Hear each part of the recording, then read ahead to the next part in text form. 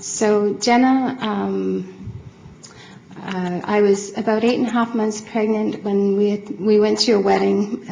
My niece came over from England, and she had pertussis. We didn't know. She was coughing, and it was much later that we all found out that that was the origin for us, for our family, of getting whooping cough.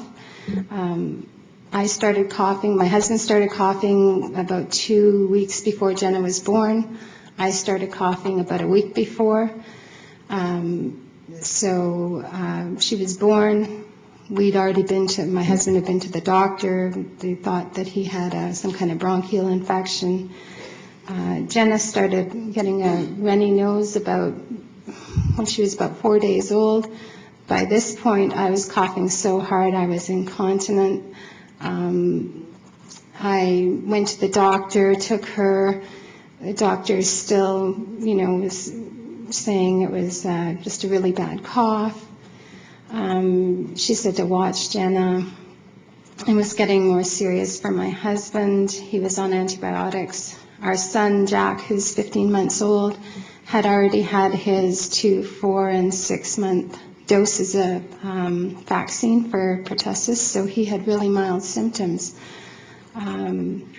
On the weekend, I guess Jenna was about a week old, and I happened to be talking to my sister on the phone, and she's a former public health nurse, and I was telling her about everything, and I coughed, and she said, that sounds like whooping cough. And she said, I think you better take Jenna and go to Emerge and get them to swab her, and for a PCR, the technical term. So off I went, and I took my friend with me, and we sat in emergency, and when we got to see a doctor, he examined Jenna, and I told him the whole story, and he was very reluctant, and he talked about how invasive it would be to put the swab in a newborn's down into her nasal passages, but luckily my friend is a old-time feminist from the 60s, and we stood strong and said we want her swabbed, and so reluctantly he swabbed her, and he was not happy about it, and he told us the results would be back in 3 days. So I went home, and over the next 2 days she started getting more serious, and she started coughing, and whenever I gave her bottle, it would get worse, and the mucus in her throat and her passages, it would build up, and she'd have a lot of trouble breathing. And so I started propping her up, and I'd be calling doctors, and they'd say, well, try this and try this, and then she'd cough to the point where she was getting dusky looking and having trouble breathing. And so I wasn't sleeping. I had a 15-month-old at home.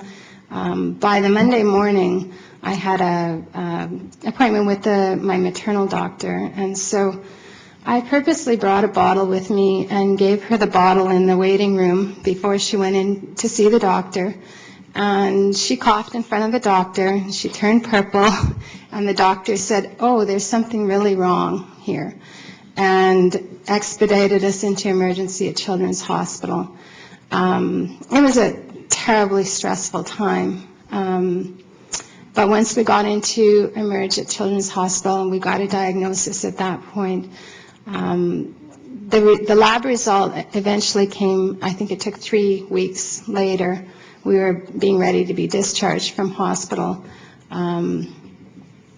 But once we were in emergency, they were preparing, or we were waiting for a transfer to ICU. We were sitting in the emergency room. They put an IV in her arm.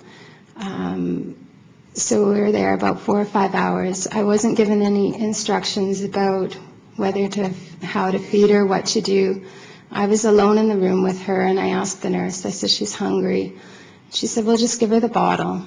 So I gave her a bottle, and her passages closed up. She stopped breathing. I hit the emergency call button. The nurse came. She tried to suction her. She couldn't clear the passage. She was turning purple. She couldn't breathe. And they grabbed her. They took her down to the case room. All the lights came on. Got a doctor in.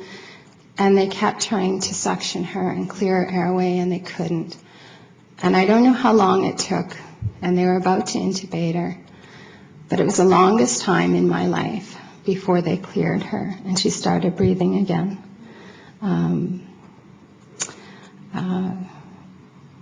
It was a little while longer. They got her into the ICU, and from that point forward, she was tube fed. She had oxygen prongs in her nose. She had leads for all of her vital signs. And we were there for 24 hours a day. We never left her.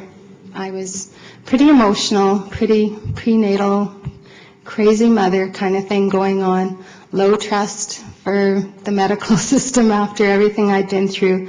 So I wasn't going to leave her. My husband and I did 12-hour shifts. We had a 15-month-old at home, so we operated on little to no sleep. And at the time, there was a nursing shortage, which I'm sure still is going on everywhere in all the provinces in Canada. And so many of the nurses that we had never nursed an infant with whooping cough. And one of the things that we were dealing with is that whenever she'd have a cough, or not every time, but almost every time, she'd get to the end of the cough and she wouldn't have a reflex to start breathing again. So she'd have to be kind of propped up and stimulated to start breathing again. So, and we didn't know when she was going to cough, so somebody had to be there to stimulate her to get breathing again. And I certainly didn't trust that there was always going to be someone to be there. So even going for a cup of coffee was like this massive sprint to the cafeteria and back. So we had 3 weeks of that. Anyways, that was our experience with Jenna being sick. And in our case, if Jenna hadn't been in emergency, if she'd been at home with me, we could have been at home. Just by the grace of God, we were in emergency that day. She could have died. There's no way that an ambulance could have gotten there fast enough, or that she could have had her airway cleared. So if everybody stops vaccinating their children for pertussis, more and more infants will become ill. And not everybody has the resources, has the ability to get their children the medical care that they need. There will be more higher mortality rates. There will be more devastating stories.